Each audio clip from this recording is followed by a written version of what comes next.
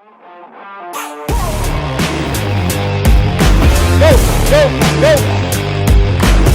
Let's go 2 minutes of rockers to fire it up.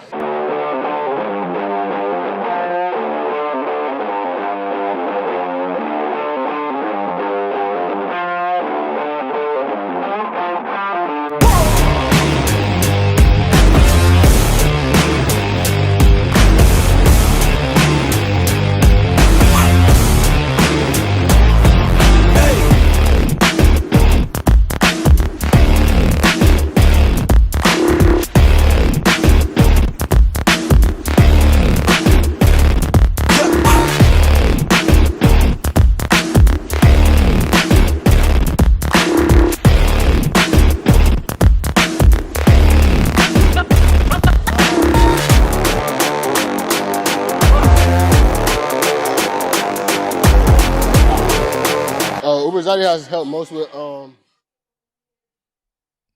And a pleasant good evening to you and to yours, and welcome to the Brevard Sports Network. Let me make sure the audio is good.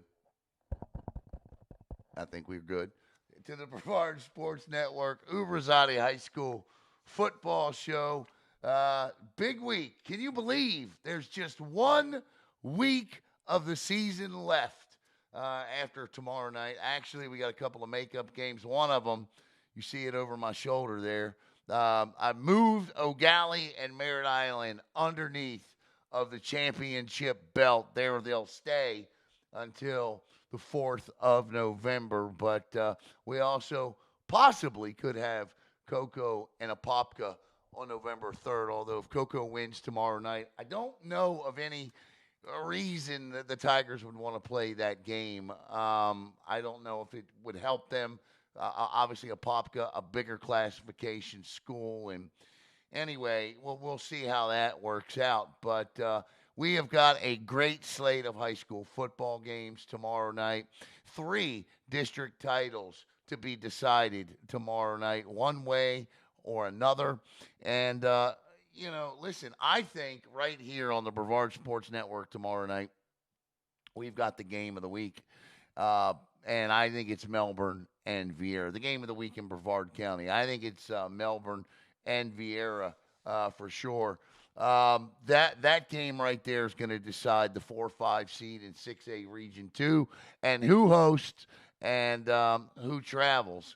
And when I'm talking about who travels, I don't think it's going to matter what happens in the final week of the season, between these two teams, whether they win or they lose. I think both of these teams are going to stay at 4-5. The winner tomorrow night drops to 5, or the winner tomorrow night moves to 4, the loser drops to 5, and then in the first round of the playoffs, obviously 5 travels to 4. And they got the benefit of the fact that neither are a district champ, so they won't get paired with a district champ, so they won't have to travel. So that's all Melbourne and Vieira tomorrow night. Right now, it is a series that is, I believe, 9-8 in favor of Melbourne. We'll break this one down a little bit tighter a little bit later on because we're going to take a look at the outstanding freshman running back Tyrese Jefferson. And we're also going to take a look at the dynamic dual threat Eric Nelson. We also have Cocoa and Astronaut tomorrow night. A Tigers win is another district championship and their 23rd straight trip to the postseason. Astronaut has got to find a way tomorrow night to flip the script. We'll talk about that one as well. But let's say, you always hear the expression any given Sunday or any given Friday night, right? Well, let's say Astronaut finds a way to flip the script tomorrow night. If they beat the Cocoa Tigers, then they would share the district championship with Cocoa. So that's how that works out. Martin County at Heritage. This one also for all the marbles in the district. Martin County comes in at 6-2. Heritage is 3-5. Panthers are 9th in 5A Region 4.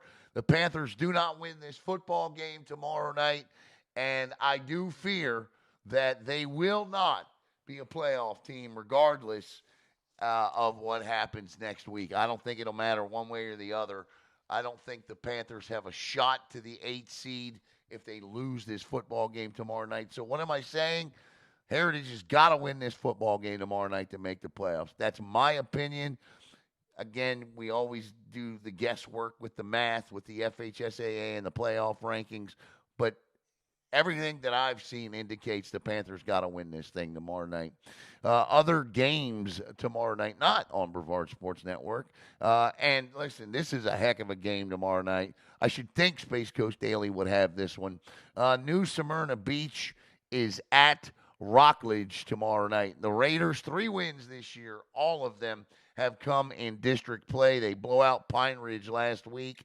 And simply put, if Rockledge defeats John Wilkinson's New Smyrna Beach Cougars tomorrow night, it is a second straight district championship for the Rockledge Raiders and the first for John Holmes at Titusville, or at, I knew I was going to do that, at Rockledge. And listen, the Raiders over the last 2 years have done nothing but own this district. You look at what they've done in district play. They are 7-0 in district play. Just this season, the Raiders have outscored their district opponents 130-31 and are averaging 40 points per game. Now, New Smyrna Beach has also played those same 3 district teams, Deltona, Seabreeze, and Pine Ridge. And, not successful. They're undefeated as well. Their margin is 34 points combined in all 3. And they had to go to overtime to beat Seabreeze, a team the Raiders beat 47-7. So if the Raiders get the win tomorrow night, they're district champs, and they will stamp their ticket to the postseason. Other district action tomorrow night, Titusville at Palm Bay. Obviously, for what Kevin Mays is doing at Palm Bay, another game in which you continue to build. You playing down there for the future. For Titusville, listen, they got a little bit better grip on the number 7 seed in 3A Region 2. I do believe the Terriers go 2-0 over the next 2 weeks and lock up that 7 seed. The only way the Titusville Terriers do not make the playoffs is if they find a way to shoot themselves in the foot. O'Galley is at Atlantic Delray Beach tomorrow night. Undefeated Atlantic Delray Beach. We'll take a little deeper dive into that too, because both O'Galley and Merritt Island, we've kind of hyped this thing up as, listen, don't get me wrong. Atlantic Delray Beach is a great football team. They're a state-ranked football team. Merritt Island's going to Carrollwood Day, who is, they're in the same region as Melbourne Central Cat, and they can run the football, and that's Merritt Island's kryptonite, right? But, if you take a look at Atlantic Delray Beach's schedule and you take a look at Carrollwood Day's schedule, as far as Atlantic Delray Beach goes, I believe O'Galley's the toughest team they're going to play so far this season. If you look at their schedule, I think the toughest team they may have played to this point is Miami Norland, and they thumped them. Carrollwood Day, again, listen, they have played a schedule where their strength of schedule is 30-24, but undoubtedly, you look at the rankings of those teams, Merritt Island's going to come in there tomorrow night, and Merritt Island, to me, is going to be the toughest team that Carrollwood Day faces tomorrow night this season so far. Hawthorne is at MCC Hawthorne, a very good team in the rural classification. I think they're the second best team ranked in the rural classification. Cocoa Beach is at Bayside. Holy Trinity at Masters Academy. Space Coast is at Stanton. Slam Academy is at Merritt Island Christian. And the bye weeks are Satellite, who has earned it. Congratulations to the Scorpions. They finished the regular season their first in the SSAA at 9-1. That is a complete and opposite turnaround of a year ago in which they were 1-9. And Calvary Chapel Academy does not play tomorrow night. Tomorrow night is the final week of the SSAA's regular season. The playoffs begin next Thursday in earnest for all SSAA teams in Brevard County. But as we also like to do here, we also like to take a quick peek back at last week. So just one more look back at last week's scoreboard. Cocoa stomps the Villages, hands them their first loss, 27-6. MCC wins a district championship with a 37-14 win over OCP. Merritt Island with a 31-28 win over Titusville in a big district game. O'Galley all over Palm Bay, 56-6. Rockledge, 41-24. That's incorrect. It says 34-24. It was 41-24. Vieira, 41. Seabreeze, 14. Foundation Academy with a late field goal over Cocoa Beach. Mainland all over Heritage, 33-6. Satellite, 41-6 over Tradition Prep. Space Coast over the Masters Academy. Holy Trinity over Oxbridge Academy. Okeechobee over Bayside. The Merritt Island Christian Cougars continue to roll, and Calvary Chapel falls to Lake Mary Prep. So there you have it. That is last week. Still now, let's take a look at this week's playoff rankings in terms of who's in, who's out. And there you see them on your screen. There's no sense in me. I can pull these things up on the computer. If you pull the rankings up on your phone, and I encourage you all to do this, if you pull the rankings up on your phone, it'll say last updated 10/21. If you pull the rankings up on a laptop, it'll say last updated 10/14.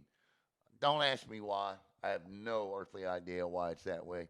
But, yeah, it is, and it is what it is. So there's nothing.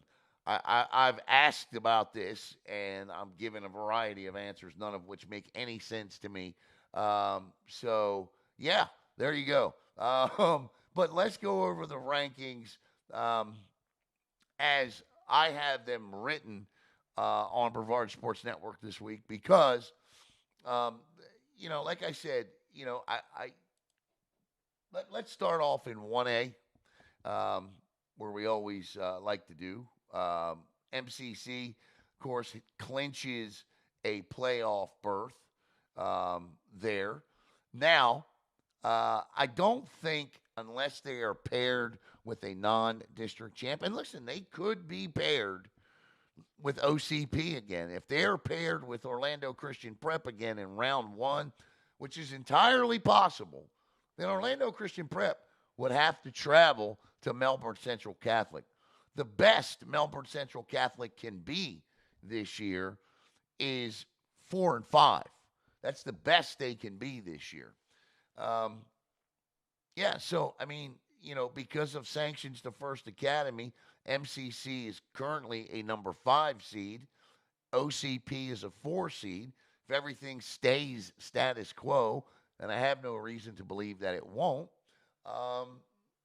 then OCP, even if MCC drops to a 6, if the 3 seed is not a district champ, they would travel. Now, if the 3 seed is a district champ, and you have 2 district champs in round 1 facing off against each other, then the lower seeded district champ would travel. But they got a tough test this week, MCC does, in Hawthorne. In 2A2, here's where it gets complicated.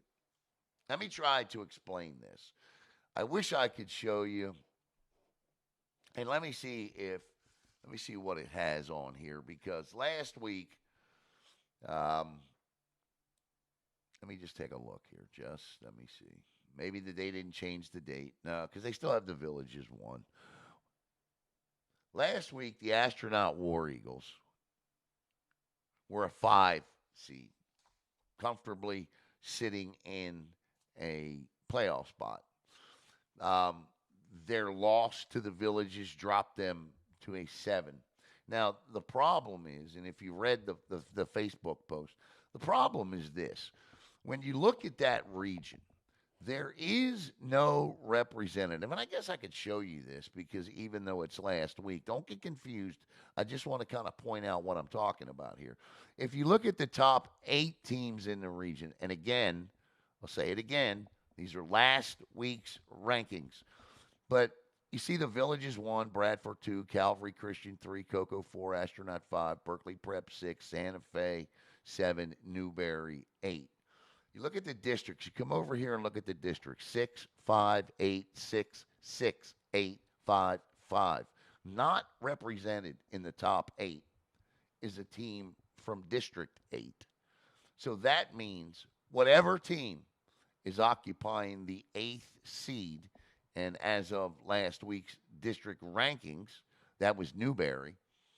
Let's say the season had ended. Well, Newberry would not make the playoffs. The team that ends up the district champ in District 7 is automatically slotted into that final spot. That happened to Astronaut last year. They beat the Villages. They were the 8th ranked team in the region, but were not district champs, so they got slotted out of there because of the same issue. So whoever wins District 7 is going to slide in to that spot. Now, the problem for Astronaut is that they sit in the 7th spot. They are mere percentage points. I mean, or mere points. 0.138 points ahead of Newberry. So, tough sledding over the next 2 weeks. Cocoa, then Titusville. You're not going to pick up points in a loss. So Astronaut has got to figure out a way to win one of these 2 football games to have a viable shot to reach the playoffs. I mean, I hate to be the bearer of bad news here, but that's where it is. To fall from 5 to 7 was confusing to me. You generally don't see falls that far this late in the season, but they did, and now they are literally fighting for their playoff lives. So Astronaut has got to figure out. I mean, the War Eagles want nothing more than to win both of these games. But I think realistically they need to figure out a way to win one of these. They win one of these games, and they can hold on to that 7th spot. But they go 0-2, and they slide into that 8th spot. Whoever wins that district is going to bump them out for a second consecutive year. So that's what's happening there in 2A Region 2. When you climb to 3A, again, O'Galley was 2 in the region. Merritt Island moved up to 3, and Titusville is at 7. Those 3 teams should all make the playoffs. The neat thing here is Titusville's first round opponent will be determined on November 4th when O'Galley and Merritt Island play. Whoever wins that football game on the 4th is going to be the number 2 seed in this region. I think both of these teams are going to win tomorrow night. I think Merritt Island's going to beat Carrollwood Day, and I think O'Galley has got a very good chance to beat Atlantic Delray Beach. But whoever wins that game on November 4th is going to slide into that number 2 seed. Merritt Island or Titusville will be sitting at a 7. And, I mean, they could even move up to a 6 if they go 2-0. And if that's the case, they would play the loser of that game. But that game is going to determine the district championship, and that game is going to determine who travels in the first round, and that game is going to determine who has the rematch versus Titusville. So there are 3 storylines right there for you in 3A Region 2. In 4A, Rockledge, they are a 7 seed. And again, let's take a look at Rockledge because I think it's important to once again show you the importance of strength of schedule. When you look at Rockledge's region, this was as of last week again. Rockledge was 7 last week, and last week they're showing 2 and 5 here. Now they got 3 wins. They stayed a number 7, picking up their 3rd win with the big win over Pine Ridge. But look at this strength of schedule, 11.72. When you go throughout all of 4A, Jones has got a 10.53.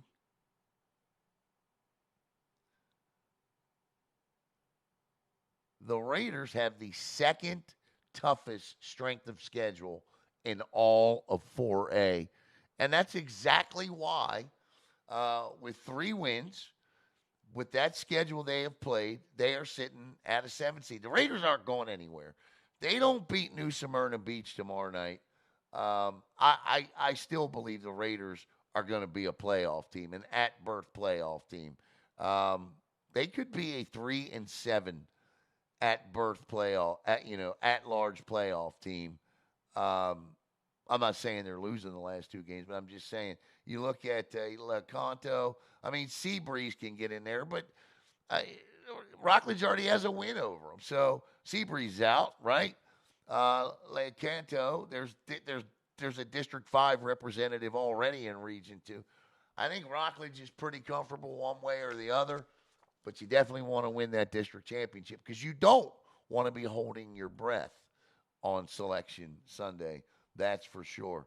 5A, again, this just comes right down to Heritage has got to win tomorrow night. I mean, that's the bottom line. They win the district championship. They did this last year. Heritage has got to win, and they're in.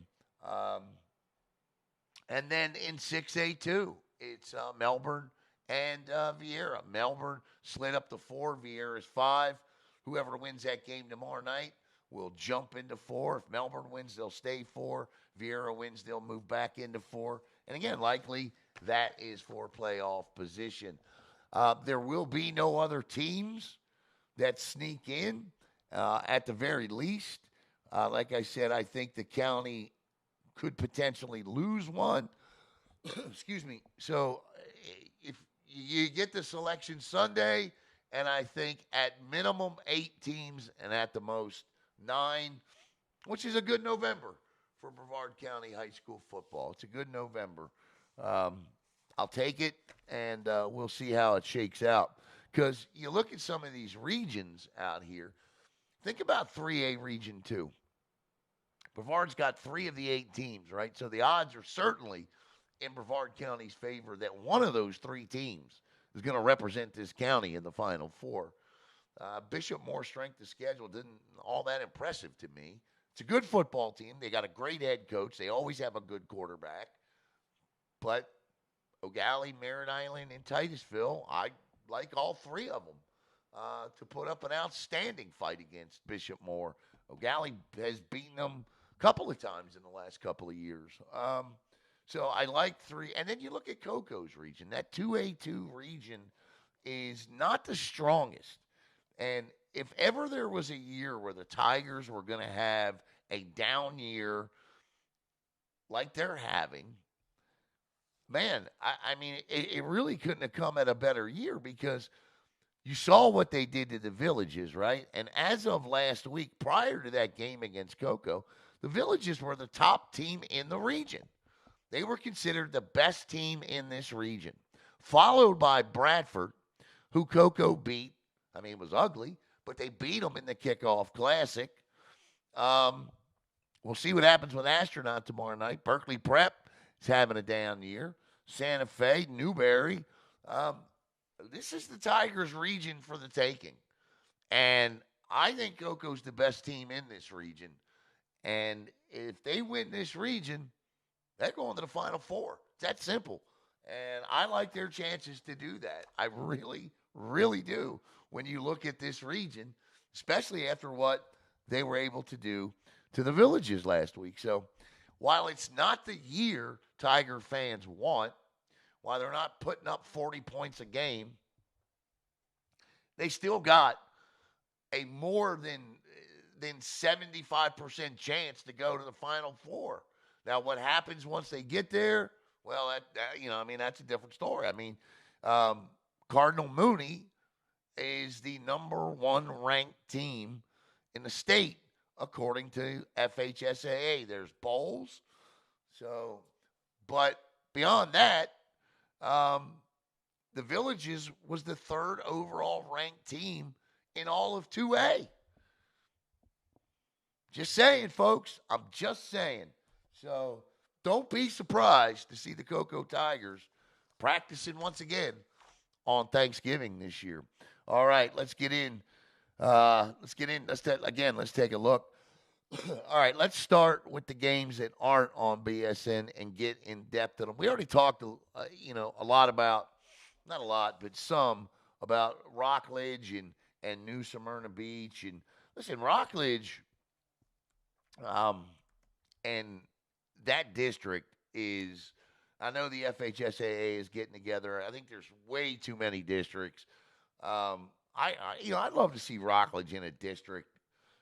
It's got some Brevard County teams in it, for goodness sakes. But bottom line is they're 7-0 in this district, and until somebody beats them, and I don't think it's going to happen tomorrow night. Sorry, Coach Wilk, but I just don't.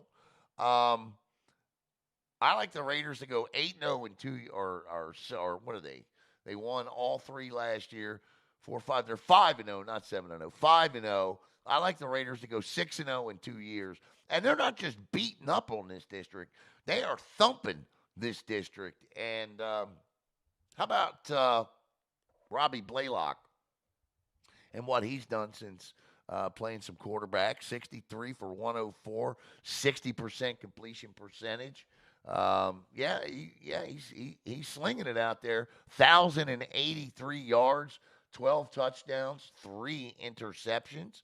Good year. How about Eli Mitchell? 534 receiving yards this year, 6 touchdowns. Michael Gonzalez Jr., 424 yards, 6 touchdowns. Matt Ford, 233 and 3. And Elijah Floyd, 101 receiving yards. So this Raider offense spreading the ball around. They're running it a little bit. That's for sure. How about Cam Allen, 311 yards and 2 touchdowns. And Raheem Cutter. Cutter's a yard shy of 300 with 4 touchdowns this year. So the Raiders getting it done. Certainly got it done last week against Pine Ridge on the defensive side of the football. Elijah Floyd, 2-way stud, 47 total tackles, 4 for a loss. How about Xavier Floyd, 45 tackles, 4 for a loss.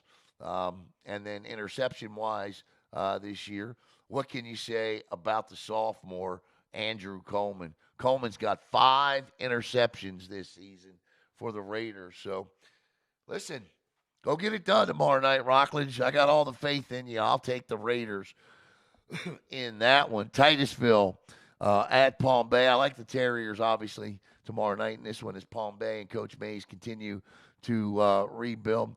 For Titusville, I tell you what, I don't think there's a team looking more forward to getting to the postseason than the Terriers are. When you look at the Terriers' year and what it is in terms of record-wise, and you've seen them play, then you know where I'm going with this. And I think Coach Diesel would agree with me when I say this could easily be a 7-1 or 6-2 football team this year. They 4 different times this year, 4 of the 5 games, I believe, they have led at some point in the fourth quarter that they lost. And so I don't think that there's a team looking more forward to getting to the playoffs than the Titusville Terriers, because once you get there, you don't really care where you're playing. You don't. I'm sorry, but you don't. I know a lot of people like to make a big to-do about home field advantage. Yeah, that matters if you're traveling to the Panhandle or Miami or Tampa or Jacksonville. But when you're going from Titusville to Babcock Street or Courtney Parkway, you don't care. You just want the opportunity to start fresh. And that's what the Titusville Terriers are going to get. And I believe, unlike last season, when they got that second opportunity against O'Galley, and O'Galley just thumped them, I don't know. I'm not saying they're going to win, But I'm saying everything that the Titusville Terriers have done wrong in the fourth quarter this year to cost themselves football games, they get a chance to just bury it all. And you could see different outcomes. We'll see. We'll cross that bridge when we get there as to who they're going to play. But you could see some different outcomes for a Titusville team that, has grown up as the season has progressed. But I like Titusville tomorrow night. O'Galley at Atlantic Delray Beach. And again, talk about Atlantic Delray Beach for a minute because, listen, they're 8-0. I get it. Good football team. I get it. State-ranked team. Okay. But when you look at Atlantic Delray Beach's schedule, and we're going to do that here, they are the 25th ranked team in the state of Florida. Atlantic Delray Beach is. So let's look at their schedule. Now, a lot of you, some of you ask sometimes, what do you mean when you're talking about strength of schedule? Well, you just simply look at their opponents and you look at their opponents' records, and then you see who they've beaten or what their opponents' records are, and you add them up. Okay, so like here is Atlantic Delray Beach. Okay, their first game, 49-19 win over Palm Beach Gardens. Palm Beach Gardens is 3-5 and ranked 203 in the state of Florida. Jonesboro, which is out of Georgia, beat them in overtime, 26-20.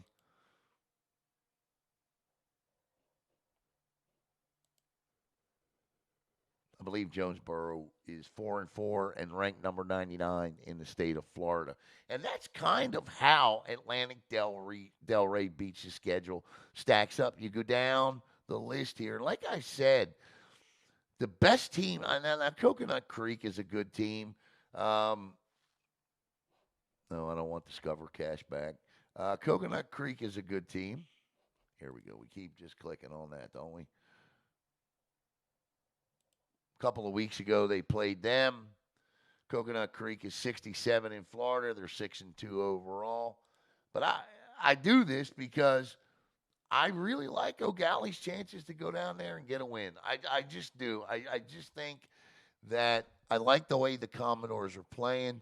And you look at the Commodore schedule, and they forced a lot of those teams outside of Vero Beach, and that was because of the game that Joseph Allen got hurt in.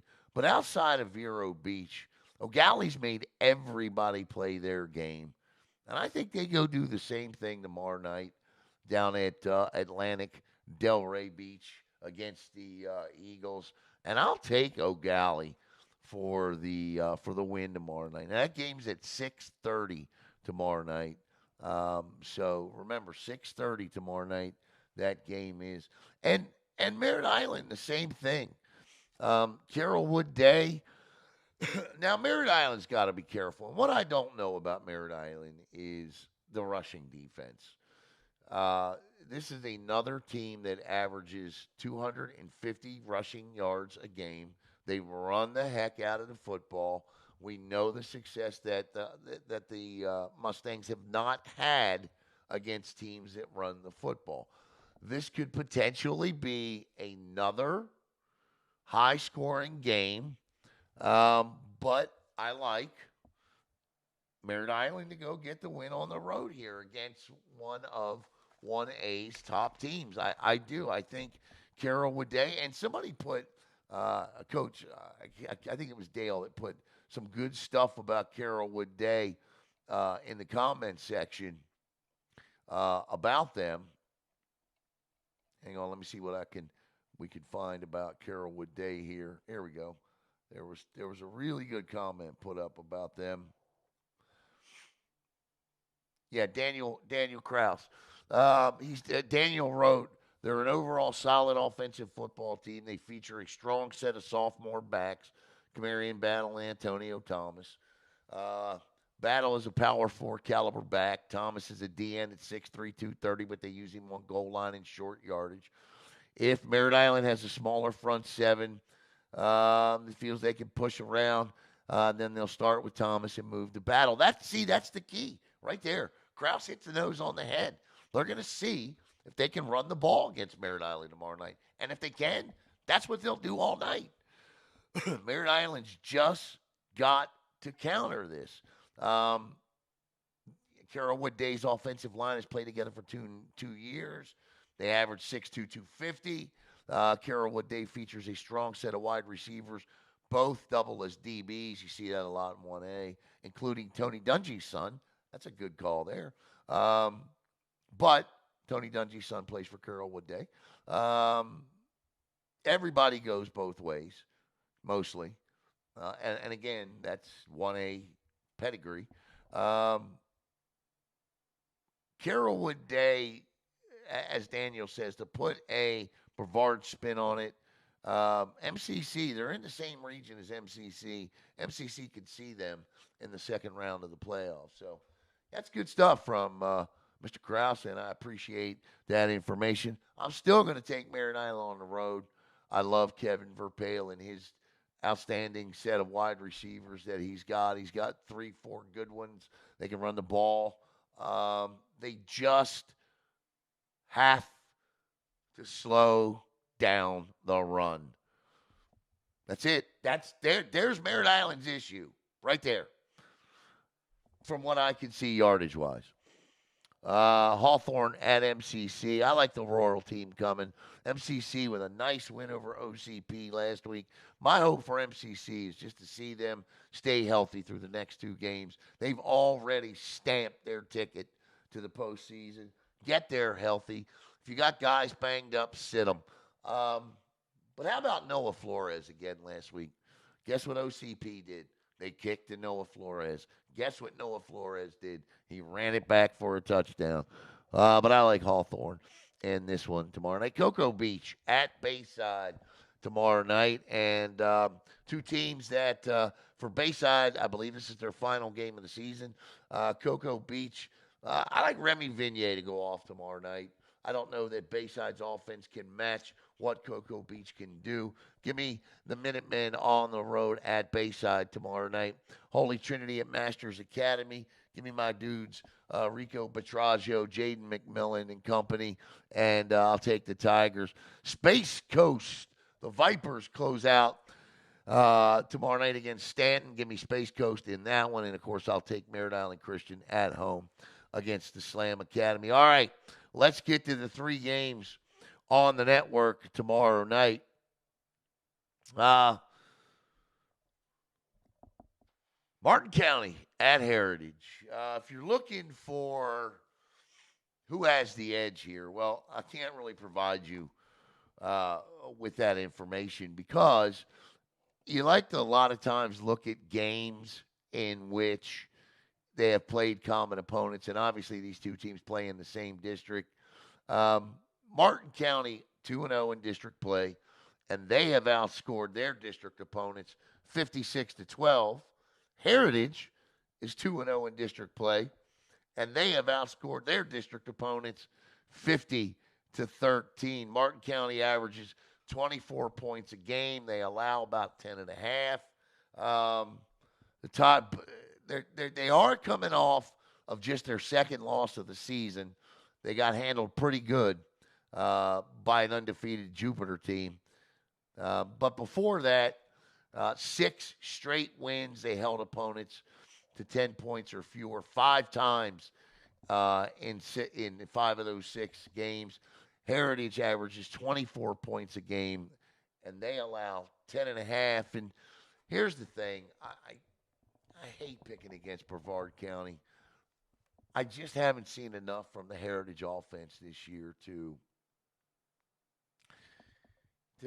pick them tomorrow night. You know, I think this is a muddy game, meaning I think this is a trench battle tomorrow night. I think that does favor Heritage because I think defensively, defensive coordinator Mark Ainsley is going to give the Tigers fits tomorrow night.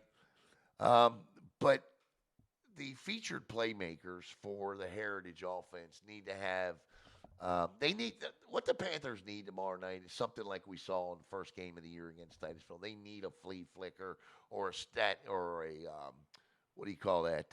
Not the Statue of Liberty, but the hook and ladder or something like that tomorrow. They need a big play touchdown in this game tomorrow night. They need White and Lee to dominate on the ground. They need Nate Owens.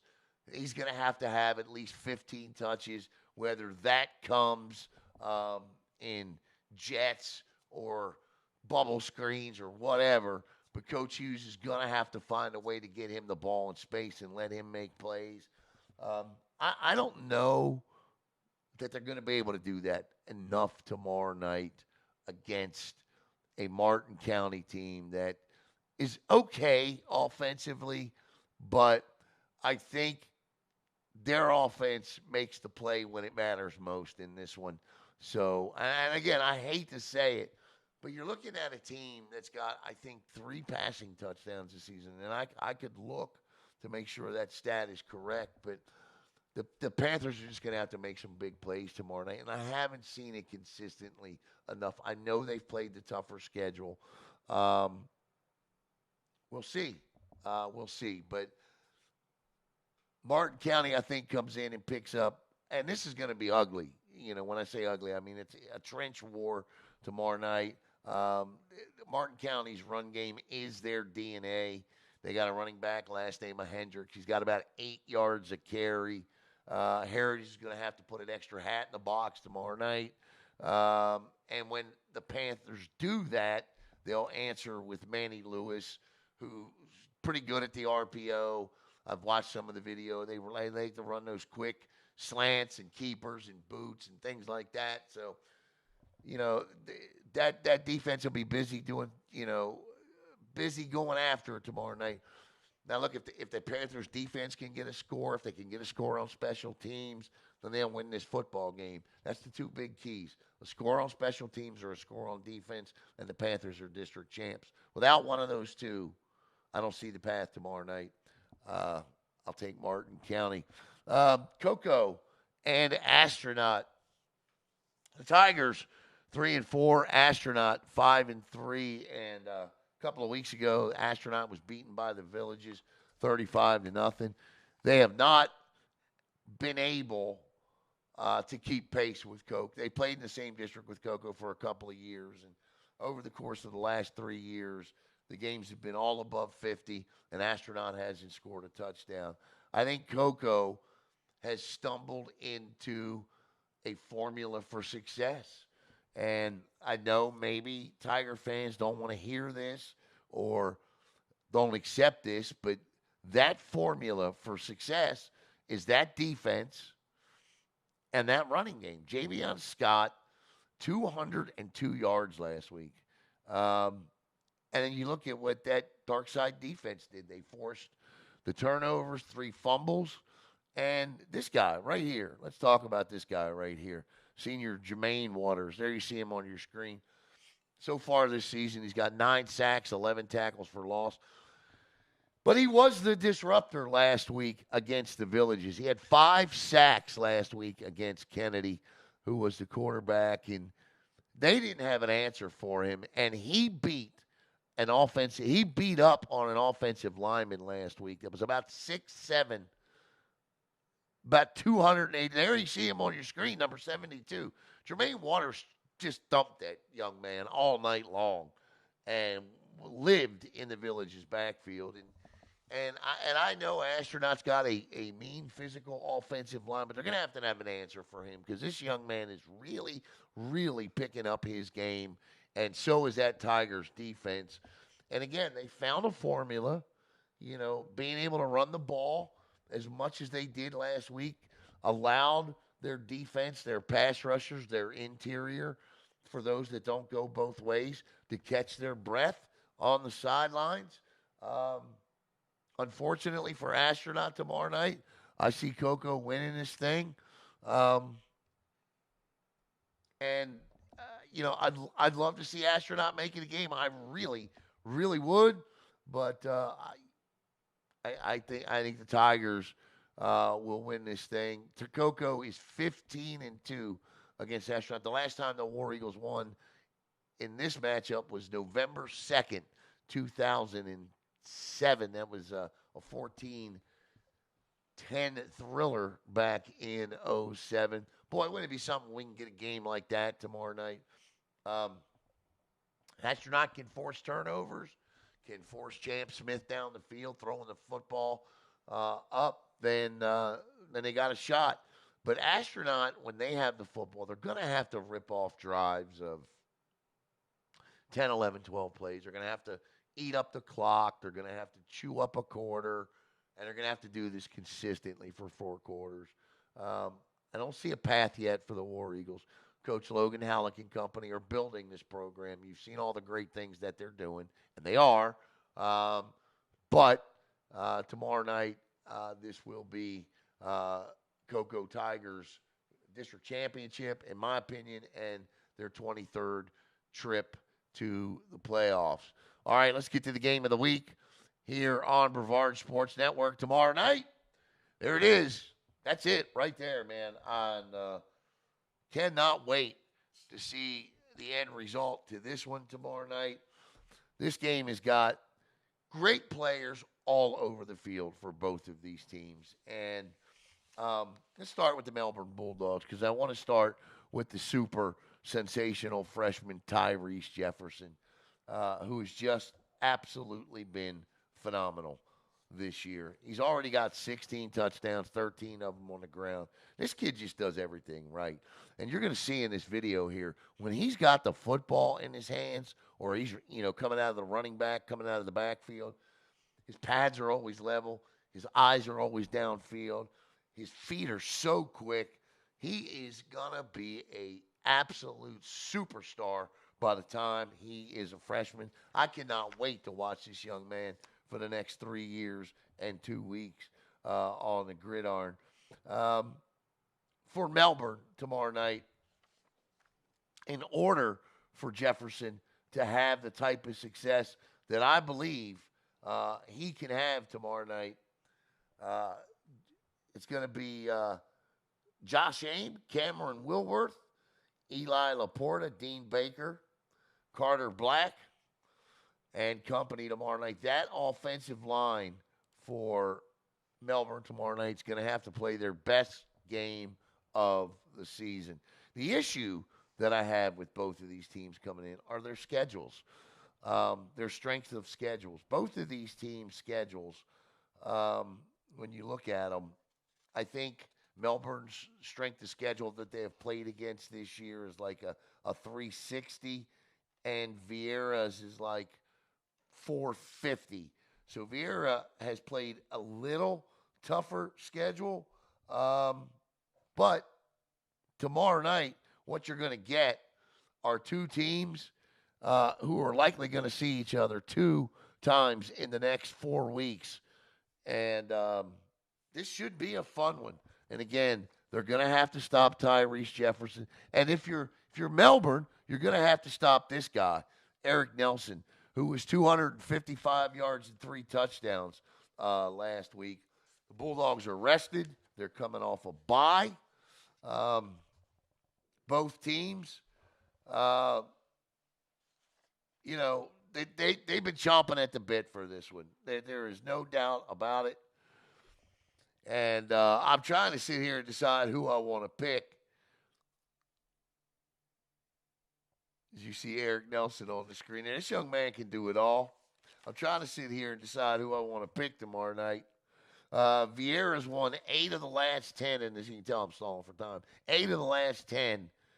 They own the series momentum. They won the last 2, 28-14 and 31-14. Melbourne's last win was a 49-7 win back in 2022. This is the Adidas Bowl tomorrow night, by the way.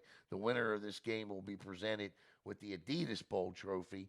Mike Moffitt has worked hard on this game for the past couple of years. And, of course, his company puts together a nice Adidas Bowl trophy. And I want to send my condolences to Mike. He lost his father a couple of weeks ago, and he won't be at the game tomorrow night to present the trophy. Cheryl Dravis, the athletic director of Vieira, will present the trophy tomorrow night for the Adidas Bowl. So that's what the winner of this game gets.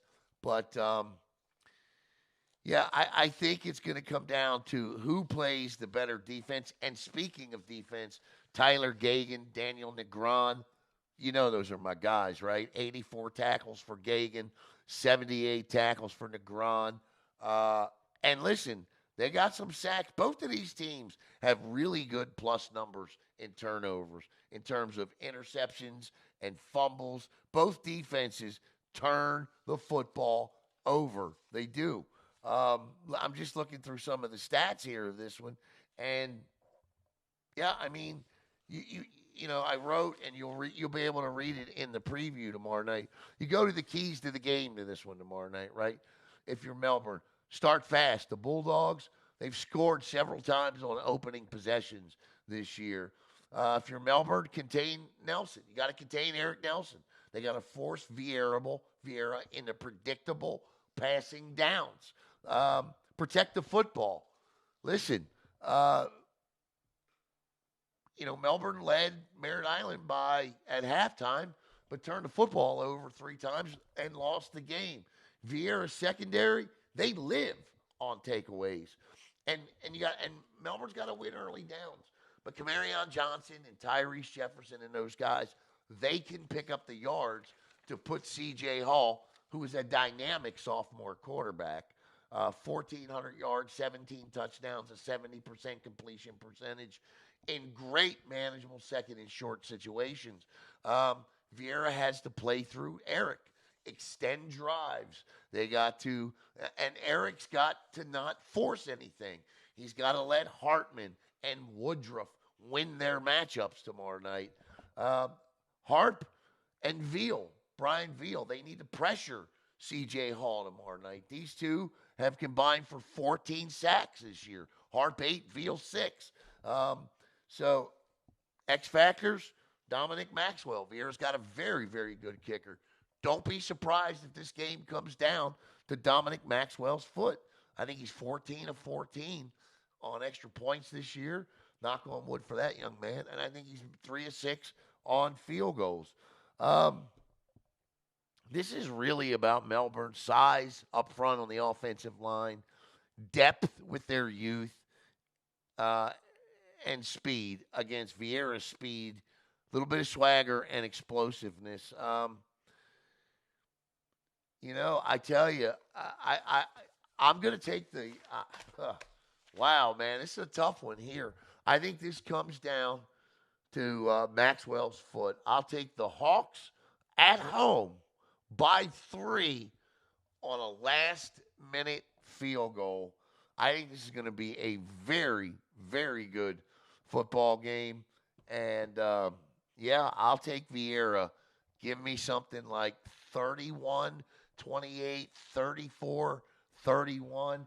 You're going to see it all tomorrow night, I think. I think you're going to see explosive plays. You're going to see hard hits. I think this is going to be a fun football game.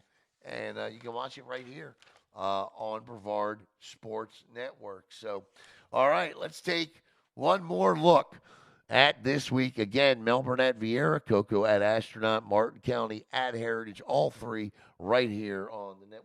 I should have asked Wilson what he thought of the game tomorrow night between Melbourne and Vieira.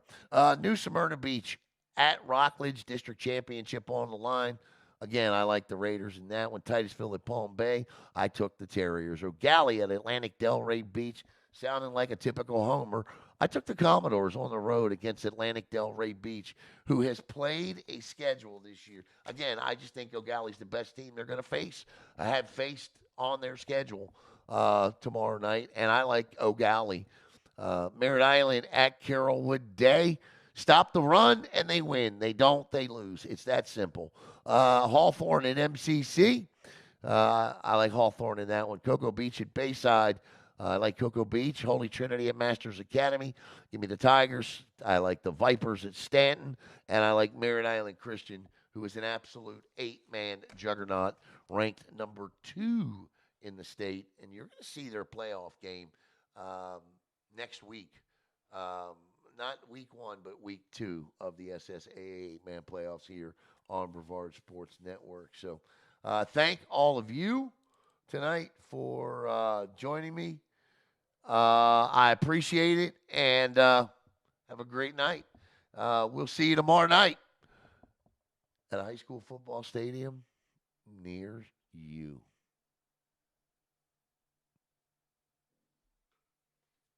Ain't that right, Wilson?